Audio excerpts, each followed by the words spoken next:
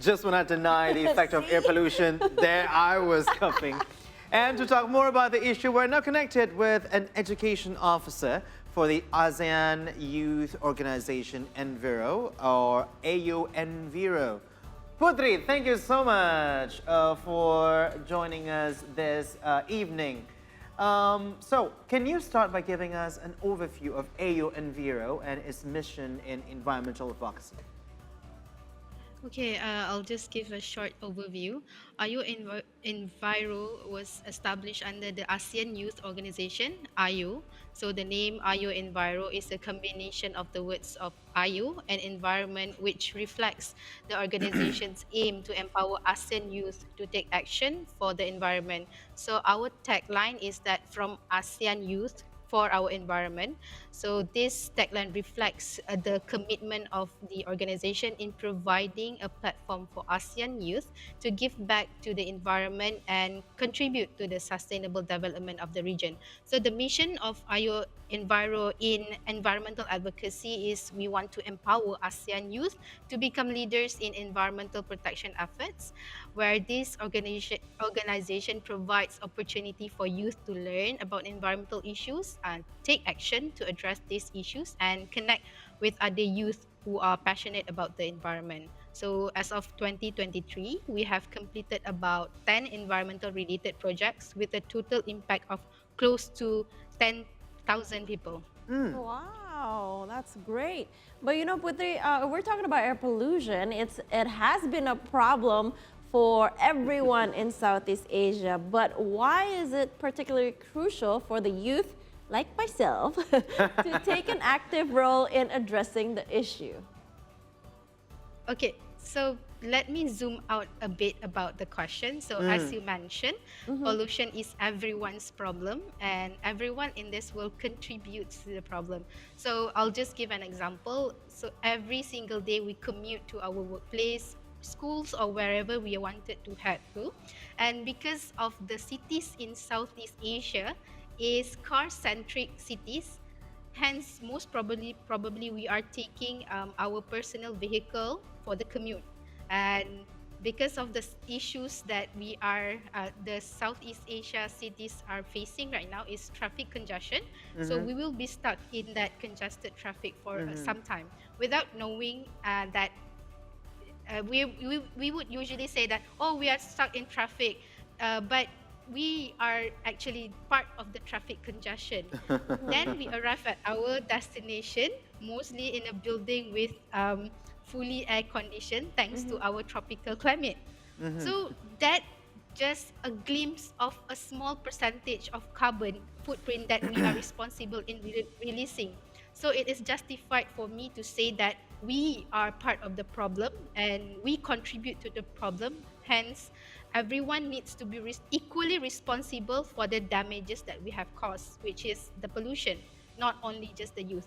But zooming into the youth, why we must play active role in addressing pollution is that as mentioned before, 60% of the global population is comprised of youth, and in Southeast Asia, the number is projected to reach to its highest point over 220 million by 2038. So just imagine if this group of people are taking environmental responsible action every single day, what would the future be like?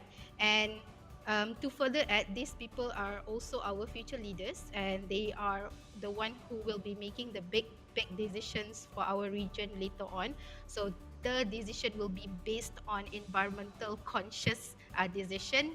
Hence, it is crucial for the youth to actively involve in addressing environmental issues. All right, so this issue will also be discussed at the ASEAN Plus Youth Summit that is currently held. Yes, but the discussion would be not specifically to air pollution just because the first thing that we need to understand in addressing pollution is that we need to focus on the cause of the problem. So the problem on hand we have now is the air pollution, and what causing the air pollution is ASEAN's economy relies heavily on fossil fuels. So this is being discussed in the context of how are we going to shift towards a greener economy in a way that would maintain the ASEAN's economic growth and quality of life of its people that it had achieved. Mm. All right, so So I am also Yeah, it's go okay. right It's okay. ahead. Carry on. Go right Okay. ahead. So yeah, I am looking forward for the results of the discussions, negotiations, and policy recommendations that the delegates are proposing later on. Yeah, we're looking forward to it too. All right, Puteri, are there specific challenges and opportunities that make the youth particularly well suited to address air pollution in Southeast Asia? What do you think? Yeah, so let me just focus on the opportunity. So the special characteristic of the youngsters now is that they are resilient. So I'll just take an example during COVID-19 pandemic, where the traditional teaching and learning session was halted and conducted via virtual classroom. But they managed to adjust and adapt to this new learning environment in just a short time of period. So this shows that the youth are more likely to be open and able to adapt to changes, and they are more likely to be willing to take risks and try new things, making them well suitable to take on the challenge of addressing pollution or environmental issues, which definitely requires new and innovative solution. So the second part is like they have a strong voice because they are actively engaged on social media, and they can use it to raise awareness of environmental issues and to pressure decision makers to take action. And thirdly, it's because a large proportion of youth can be found in schools or higher education center, right? Hence, we as organization can like engage with the institution to reach out to this group of people and equip them with the environmental knowledge. And finally, unfortunately, the youth, as mentioned before, the youth are the ones who will be most affected by the pollution, and we are more likely to live in polluted area. So even nowadays, we are used to see a scene of polluted air, polluted environment, and then we don't even realize it until we went to clean environment places, and then we would be impressed by the scenery. Although that is the basic necessity that we have right to. And due to the exposure with the pollution, we are more likely to suffer from health consequences as well. So the youth definitely does not have choice other than to address the environmental problem and take action. Okay, so to what extent can youth in Southeast Asia push the decision makers to actually address this problem?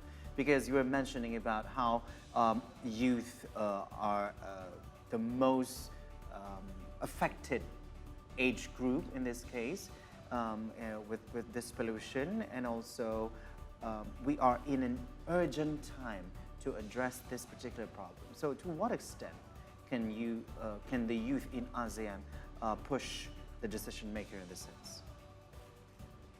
Okay, what I can say is that you in addressing pollution issues, you don't really need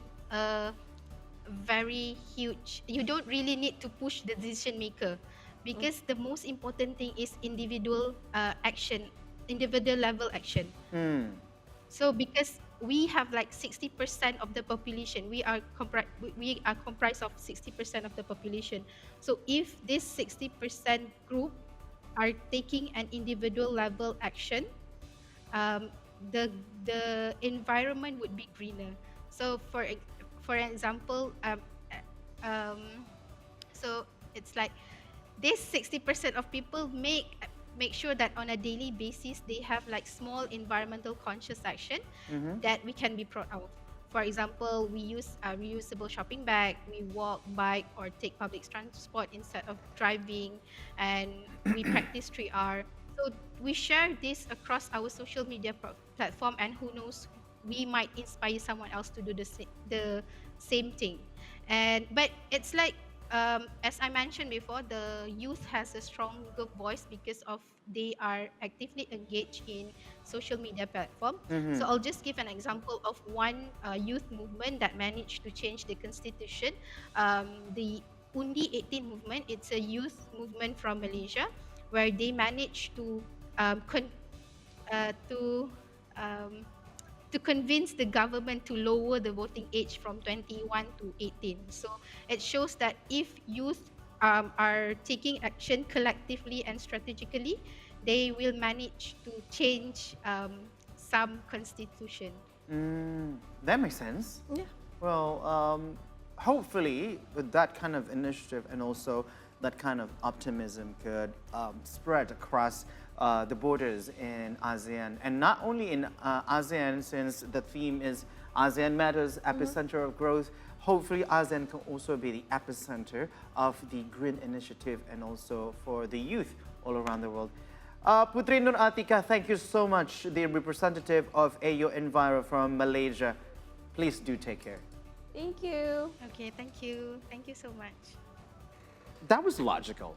That I was mean, logical. If So- you are actually the 60% of the population in the bloc, in the Yeah, region, yeah. and each of you taking at least one action a day to get the environment better, well, collectively, that's a huge movement. Yeah, so just remember the youth has a strong voice to make a difference. Yes. And see, the stories will continue after the break. Do not go anywhere.